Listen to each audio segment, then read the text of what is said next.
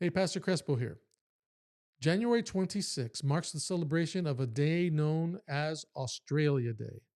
It's a day when contemporary Australia celebrates the first British fleet landing in Sydney Cove in 1788.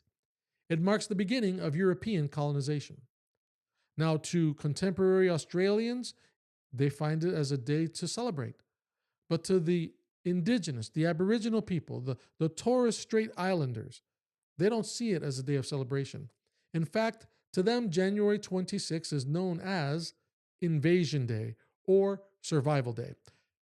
Now, in studying the history of Australia Day, I learned that the Christian church at the time sided and supported the British colonization of Australia. They did not see the Aboriginal people as, well, people. And so they were complicit in the subjugation of the indigenous peoples of Australia. My friend, I would like you to know that there is a difference between the church and the church leader. There's a difference between the word of the Creator and those who misinterpret or misunderstand it. I would also want you to know this, that we are all children of the same Creator. God loves all of His children. And though we live in a world where it seems that, yes, injustice abounds, I would like you to be aware that God Himself is intimately familiar with injustice. The Creator knows what it's like to have something that belongs to Him taken away from Him. The Creator knows, He's intimately familiar with His children experiencing suffering, pain, and loss. The Bible tells the story of a man by the name of Naboth.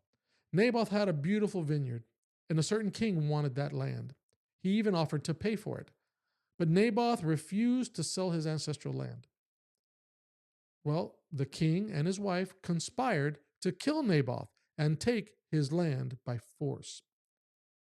Well, he eventually paid for his wickedness. But that story reminds me of a verse in the Bible, Joel chapter 2, verse 25.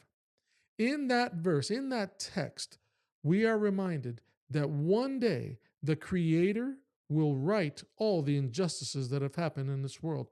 One day the Creator will return everything that sin has taken away from us.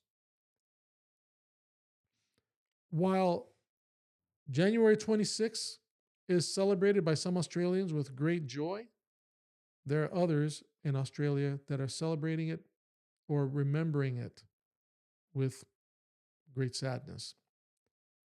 To my Aboriginal and Indigenous friends in Australia, as you mark this day in history, remember the past, but never lose sight of the promises in the future that the Creator has made in His Word.